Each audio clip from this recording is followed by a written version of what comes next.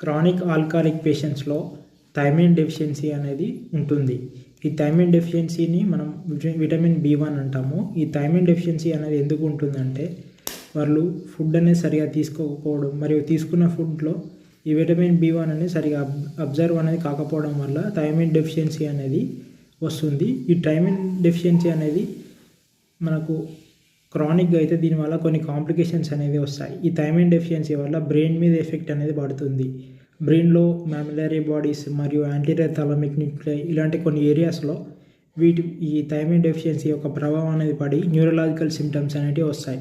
దీనివల్ల మనకు వచ్చే కాంప్లికేషన్స్ ఏంటి అంటే వెర్నిక్ ఎన్సెఫలోపతి అంటాము మరియు కొర్సకాఫ్ సైకోసిస్ అంటాము. ఈ వెర్నిక్ ఎన్సెఫలోపతిలో మనకు గ్లోబల్ అఫేసియా ఉంటుంది మరియు కంటికి సంబంధించిన సమస్యలు ఉంటాయి మరియు అకామిడేషన్ నడిచేటప్పుడు అటు ఇటు ఊగుతున్నాడు ఇలాంటి లక్షణాలు అనేవి ఉండవు.